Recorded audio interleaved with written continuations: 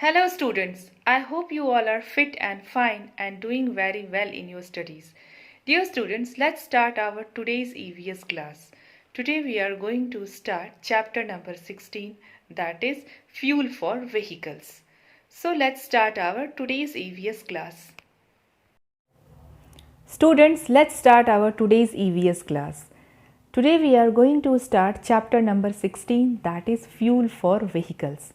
Students, in this chapter we are going to learn about fuel and fuel economy. तो students हम chapter number 14 में fuels के बारे में बहुत कुछ पढ़ चुके हैं. अब आप जान गए होंगे कि फ्यूल्स हम किसको कहते हैं. So fuels are materials that is burned to produce energy. आप फ्यूल्स के बारे में अब आपको ये भी पता है कि दो तरह के फ्यूल्स होते हैं. एक फॉसल फ्यूल्स होते हैं हमारे पास जो प्लांट्स और एनिमल्स के डेड रिमेन्स से बने होते हैं, जिनको हम नॉन रेन्यूएबल रिसोर्सेस कहते हैं. और दूसरा जो फ्यूल है उसको हम कहते हैं रेन्यूएबल रिसोर्सेस, यानी वो ऐसे फ्यूल्स होते हैं जिनको हम लगातार भी यूज़ करें तो वो ख़त्म नहीं होंगे. सो let's start our chapter. So students, you know that energy is one of the most fundamental part of our universe. यानी एनर्जी जो है वो सबसे नेसेसरी चीज़ है हमारे लिए. मतलब ये कि एनर्जी के बिना हमारा काम नहीं चलेगा. आप जानते हैं कि हम अपनी डिफरेंट बॉडी पार्ट्स को प्रॉपरली फंक्शन कराने के लिए, रन कराने के लिए फूड कंज्यूम करते हैं. तो हम फूड क्यों खाते हैं?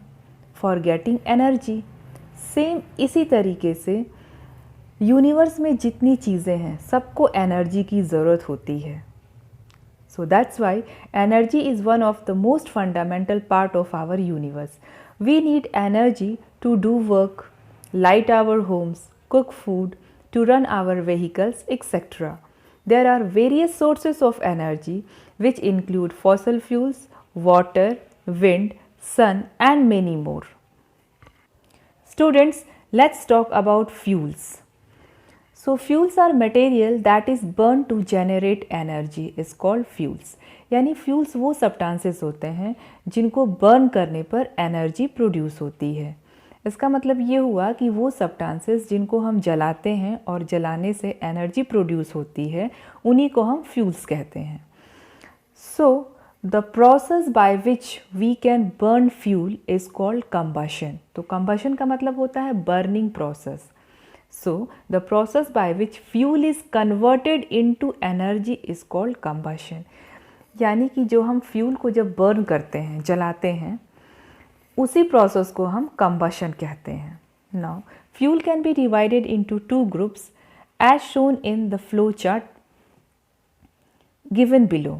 तो आप फ्लो चार्ट देख रहे हैं. इस फ्लो चार्ट में फ्यूल्स को किस तरीके से डिवाइड किया गया है. तो students, fuel it is divided into fossil fuels and alternative fuels. Fossil fuels के बारे में आप पढ़ चुके हैं. So fossil fuels we have coal, petroleum and natural gas. तो क्यों हम नेचुरल गैस को, पेट्रोलियम को और कोल को फॉसल फ्यूल्स क्यों कहते हैं? Because they are formed by dead remains of plants and animals. अब जो पेट्रोलियम है उसको हम क्रूड ऑयल कहते हैं क्योंकि ये जब हम पेट्रोलियम को ऑयल वेल्स से ऑब्टेन करते हैं तो ये क्रूड फॉर्म में होता है. मतलब ये प्योर नहीं होता है, तो इसलिए हम पेट्रोलियम की रिफाइनिंग करते हैं.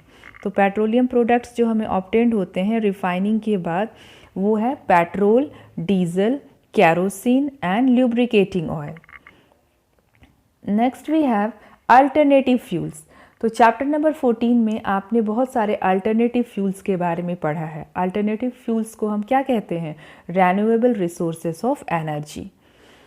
तो स्टूडेंट्स, आपने चैप्टर नंबर 14 में पढ़ा था कि हम अल्टरनेटिव फ्यूल्स जो फॉसल फ्यूल्स के प्लेस पे यूज़ करते हैं वो विंड एनर्जी है, सन की एनर्जी है यानी सोलर एनर्जी है, वाटर एनर्जी है. तो हम इन फ्यूल्स को हमें ज़्यादा यूज़ करना चाहिए ताकि हम फॉसल फ्यूल्स को बचा पाएंगे, सेव कर पाएंगे. इस चैप्टर में हम कुछ और अल्टरनेटिव फ्यूल्स के बारे में पढ़ेंगे जैसे hydrogen, battery operated vehicles and electricity, biofuels, and biofuels is divided into alcohol fuels and biodiesel fuels. तो बायोफ्यूल्स जो होते हैं वो इन्वायरमेंट फ्रेंडली होते हैं, मतलब ये कि इनसे पॉल्यूशन नहीं होता है, और बायोफ्यूल्स जो होते हैं वो प्लांट और एनिमल प्रोडक्ट से बने होते हैं. So students, let's proceed our next topic. Students, let's talk about fossil fuels. Fossil fuels are obtained from the remains of dead plants and animals that were buried deep in the earth millions of years ago. Fossil fuels exhaust easily and take a long time to form again. That's why they are also known as exhaustible or non-renewable resources. Coal, petroleum and natural gas are fossil fuels. तो आप अच्छी तरह से जानते हैं कि कोल, petroleum और natural gas जो है उन्हें हम फॉसल फ्यूल्स कहते हैं. क्यों कहते हैं?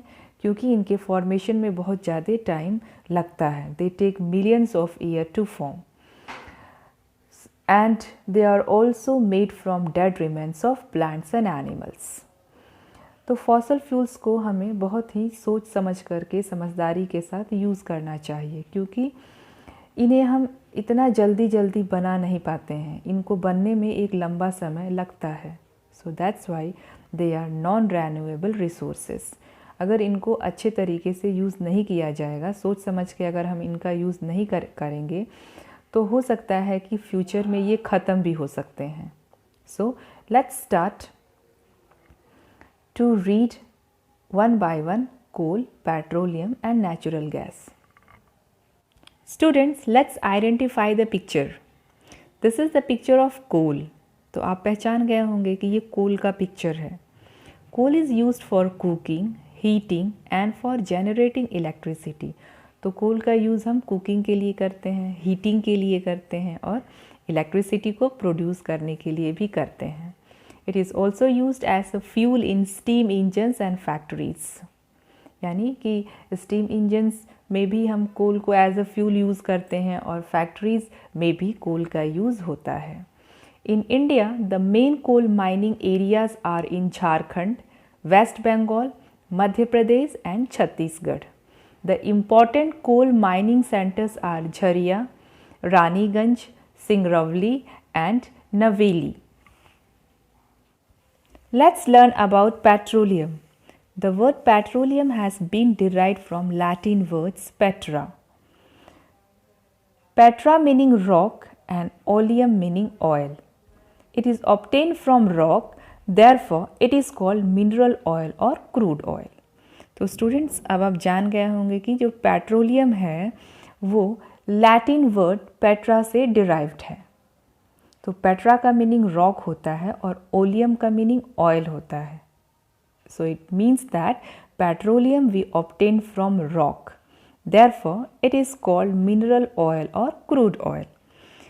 Mineral oil or crude oil is also known as a black gold. यानी कहने का मतलब ये है कि पेट्रोलियम या मिनरल ऑयल को हम ब्लैक गोल्ड भी कहते हैं. क्यों ब्लैक गोल्ड कहते हैं? बिकॉज एक तो इसका कलर ब्लैक होता है, दूसरे ये बहुत ही कॉस्टली होता है. पेट्रोलियम जो है बहुत ही कॉस्टली होता है. So as petroleum handles lot of money also. So that's why petroleum is very very valuable. That's why it is also called black gold. और एक इसकी इम्पॉर्टेंट बात ये है कि हम बहुत सारे प्रोडक्ट्स बनाते हैं जिसमें हम पेट्रोलियम का यूज़ करते हैं. तो पेट्रोलियम का अपना अलग ही एक इम्पोर्टेंस है. बहुत सारे ऐसे प्रोडक्ट्स होते हैं जिसमें हम पेट्रोलियम को यूज़ करते हैं. So that's why it is also very very important. Wells are drilled deep into the earth to extract oil. तो यानी जो पेट्रोलियम के वेल्स होते हैं वो ग्राउंड के नीचे होते हैं. तो फिर पेट्रोलियम को ऑब्टेन करने के लिए ग्राउंड में ड्रिल किया जाता है. So wells are drill deep into the earth to extract oil. यानी एक्सट्रैक्ट करने के लिए फिर हमें अर्थ के नीचे ड्रिल करना पड़ता है ताकि हम ऑयल वेल्स से हम पेट्रोलियम को ऑब्टेन कर सकें। An area with many oil wells is called an oil field. So ऐसा एरिया जहाँ पे बहुत सारे ऑयल वेल्स होते हैं उसको हम ऑयल फील्ड कहते हैं। After oil is pumped out from oil wells it is carried to an oil refinery. तो जब हम पेट्रोलियम को ऑयल वेल से ऑब्टेन कर लेते हैं तो उसके बाद पेट्रोलियम की रिफाइनिंग के लिए हम इसको रिफाइनरीज में भेजते हैं। Here the crude petroleum is refined to produce petrol, diesel, kerosene and lubricating oil। तो रिफाइनरीज में क्रूड ऑयल को रिफ़ाइन करके यानी पेट्रोलियम को रिफ़ाइन करने के बाद हमें जो प्रोडक्ट ऑब्टेंड होते हैं वो पेट्रोल होता है, डीजल होता है, कैरोसिन और लुब्रिकेटिंग ऑयल्स होते हैं। The main oil producing centres in India are Bombay High, Digboi, Ankleshwar, Cambay and Sibsagar। India also has many oil refineries। Students, this is the picture of refinery। refinery मतलब refinery वो place होता है जहाँ पे पेट्रोलियम की रिफाइनिंग होती है। When extracted from the oil well, the crude oil is a thick, dark and smelly liquid। It contains many things mixed in it। It is sent to a refinery to clean and separate these, and then only we will get kerosene, diesel, petrol, engine oil and fuel for aircrafts। Let's talk about uses of petrol and diesel। Petrol and diesel are both petroleum derived liquid mixtures used as a fuels, but they are derived at different temperatures during the refining process। It means that कि जब petroleum की refining होती है तो petrol और diesel दोनों अलग अलग टेम्परेचर पे ऑब्टेंड होते हैं। Now petrol is use to run petrol engines in cars, scooters and motor bikes. Diesel is use to run heavy vehicles like tractors, trucks, buses, railway engines, ships, motorboats, etc. Some cars also run on diesel। Diesel is also used to run water pumps and small generators to generate electricity। Let's talk about aviation fuel। Aviation fuel is a special type of petroleum based fuel used to power aircraft। So students, now it is clear that aviation fuel is a special type of refined kerosene is used as a fuel in jet aircrafts। Students, our next topic is natural gas। Natural gas is found trapped along with mineral oil under the layers of rock। Natural gas is found in oil fields along with mineral oil। तो अब तो meaning clear हो गया। अब आप जान गए होंगे कि जो नेचुरल गैस है वो मिनरल ऑयल के साथ ही ऑयल फील्ड्स में पाया जाता है। Gas being lighter than oil is found above the layers of petroleum deposits. तो natural gas it means that it is what it is in the form of gas. So gas it is lighter than oil. जो gas होता है वो oil से lighter होता है, इसलिए जो नेचुरल गैस है वो पेट्रोलियम के सरफेस पे फ्लोट करता है। It is used as a fuel in two forms. यानी नेचुरल गैस को हम फ्यूल के फॉर्म में यूज़ करते हैं और दो तरीक़ों से यूज़ करते हैं। First in the form of LPG that is liquefied petroleum gas, and second that is CNG compressed natural gas. So LPG के बारे में तो आपको पता ही है। आपने अपने घर पे ये LPG सिलेंडर देखा होगा। So LPG is used as a fuel for cooking, and CNG it is used to run buses, auto rickshaw and cars. Now these fuels are environment friendly as they are less polluting। Okay, so it means that these two gases LPG and CNG they are less it means they cause less air pollution and are eco-friendly। They are also cheaper than petrol and diesel. तो natural gas जो है वो petrol और diesel से सस्ता होता है। So I hope about natural gas is clear to you. Let's talk about alternative fuels. Material other than fossil fuels that can be used as a fuel are called alternative fuels. यानी fossil fuels के अलावा जो और materials हैं जिन्हें हम fuel के form में यूज़ करते हैं उन्हीं को हम अल्टरनेटिव फ्यूल्स कहते हैं। Now let's talk about some of the example of alternative fuel. Let's talk about some of the example of alternative fuels.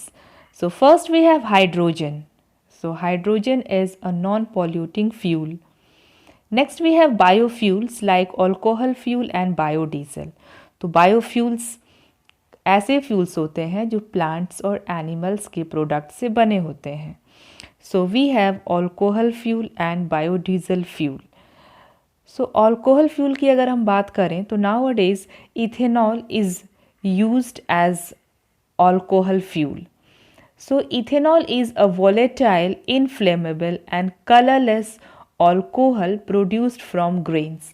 तो इथेनॉल कैसा फ्यूल होता है भाई? It is a volatile, means volatile का मतलब होता है इवोपोरेट्स, एंड इनफ्लेमेबल का मतलब होता है easily catches fire, and colorless means what? It has no color.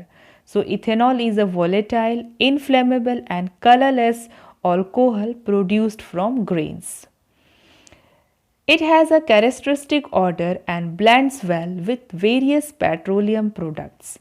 तो इथेनॉल का अपना ही एक स्मेल होता है और इथेनॉल में बहुत सारे पेट्रोलियम प्रोडक्ट्स को मिलाया जाता है और उसके बाद इसको यूज़ किया जाता है। Next we have biodiesel. So biodiesel is made from vegetable oil and animal fat.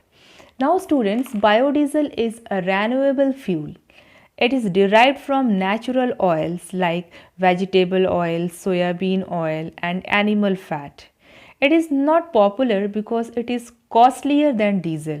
तो biodiesel कॉस्टली है। बायोडीज़ल एक ऐसा फ्यूल है जो बहुत ही कॉस्टली है, महंगा है, तो इसलिए ये इतना पॉपुलर नहीं है क्योंकि इसको यूज़ करने के लिए, इसको ख़रीदने के लिए बहुत सारे पैसे की ज़रूरत होती है। Next we have battery operated vehicles and electricity. तो इलेक्ट्रिसिटी के बारे में तो आपको पता ही है कि इलेक्ट्रिसिटी भी एक तरह की क्या है? एनर्जी है।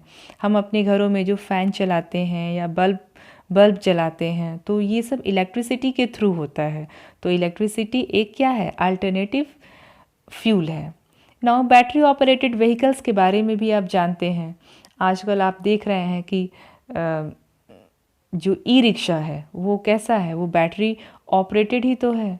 तो बैटरीज के थ्रू भी बहुत सारे व्हीकल्स रन करते हैं। So now let's talk about some of their uses also.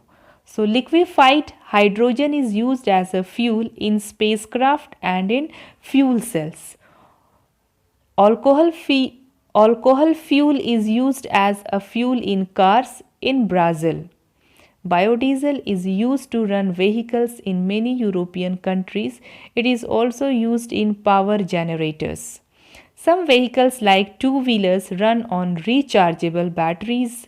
Some trains, metros, और trams and cable cars run on electricity. तो आप तो जानते ही हैं कि जो मेट्रो ट्रेन्स होती है, ट्राम्स होती हैं और केबल कार्स जो होती हैं वो इलेक्ट्रिसिटी से रन करती हैं। Students, let's talk about fuel economy. किसी भी कंट्री के लिए फ्यूल का बहुत बड़ा इम्पोर्टेंस होता है। क्यों? क्योंकि किसी भी कंट्री का प्रोग्रेस जो है वहाँ के फ्यूल से रिलेटेड होता है। Fossil fuels are expensive resources that are non renewable. तो फॉसल फ्यूल्स आपको पता ही है कि फॉसल फ्यूल्स जो है बहुत ही एक्सपेंसिव रिसोर्सेज हैं और सबसे बड़ी बात ये है कि fossil fuels they are non renewable, यानी एक्सपेंसिव होने के साथ साथ फॉसल फ्यूल्स जो हैं वो नॉन रिन्यूएबल हैं। यानी कि अगर इनका हम सोच समझ के यूज़ नहीं करते हैं, तो अगर हम इनको वेस्ट करते हैं तो एक दिन ऐसा टाइम आएगा कि ये ख़त्म भी हो सकते हैं, क्योंकि इनको बनने में एक बहुत ही लंबा प्रोसेस लग जाता है. So really it is very hard to renew them again and again. तो इनको हम बार बार रिन्यू नहीं कर सकते हैं. So that's Y fossil fuels are very important for any country. Besides, oil deposits are not equally distributed all over the world.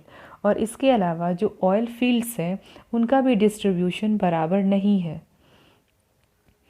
Import of fuels increases it's cost. और अगर हम किसी दूसरी कंट्री से फ्यूल परचेस करते हैं तो import का मतलब होता है कि दूसरी कंट्री से कोई भी चीज़, चाहे फॉसल फ्यूल्स हो गया या कोई भी चीज़, जब हम वहाँ से ख़रीदते हैं तो उसको हम इम्पोर्ट कहते हैं. तो अगर हम किसी दूसरी कंट्री से मान लो कि फॉसल फ्यूल्स ख़रीदते हैं या वहाँ से मंगवाते हैं तो इट इंक्रीजेस कॉस्ट. तो इससे क्या हो जाएगा कि जो फॉसल फ्यूल्स का कॉस्ट और भी इंक्रीज़ हो जाएगा. CNG and diesel are cheaper as compare to petrol while aviation fuels is very costly. तो ये तो आपको मैंने पहले ही बताया था कि CNG और डीज़ल जो है कि वो पेट्रोल से सस्ते हैं. मतलब ये कि पेट्रोल महंगा है और CNG और डीजल जो है वो पेट्रोल से सस्ता है. लेकिन अगर हम एविएशन फ्यूल की बात करते हैं तो एविएशन फ्यूल बहुत ही कॉस्टली है. Biofuels though environment friendly are costlier than fossil fuels. तो अगर हम बायोफ्यूल्स की बात करें, जैसे अभी हमने बात किया था कि alcohol as a fuel and biodiesel as a fuel, तो ये फ्यूल्स बहुत ही कॉस्टली होते हैं. तो इसलिए इनका भी हम बहुत ज़्यादा यूज़ नहीं कर सकते हैं, क्योंकि इनको परचेस करने के लिए भी मनी होना चाहिए. ये बहुत ही कॉस्टली होते हैं as compare to fossil fuels. That is why fossil fuels are more popular. इसलिए फॉसल फ्यूल्स ज़्यादा पॉपुलर है, क्योंकि भाई वो बायोडीज़ल या अल्कोहल फ्यूल के कंपैरिजन में सस्ते हैं, इसलिए उन्हीं का यूज़ ज़्यादा होता है. So that's why we have to conserve fossil fuels. We need to use fossil fuels wisely and avoid their wastage as they cannot be replenished. तो जो फॉसल फ्यूल्स हैं उनको सोच समझ करके हमें यूज़ करना चाहिए. जितनी ज़रूरत हो हमें उतना ही यूज़ करना चाहिए और इनको वेस्ट नहीं करना चाहिए. क्यों नहीं वेस्ट करना चाहिए स्टूडेंट, ये तो अब आप जान ही गए होंगे. फॉसल फ्यूल्स जो है वो नॉन रिन्यूएबल रिसोर्सेज है. इनको हम बार बार इतना जल्दी प्रोड्यूस नहीं कर सकते हैं. तो इसलिए इनका यूज़ हमें सोच समझ करके करना चाहिए. So that's all about the chapter. Dear students, today we have completed chapter number 16. Dear students, that's all for today's class. Today we have completed chapter number 16, that is fuel for vehicles.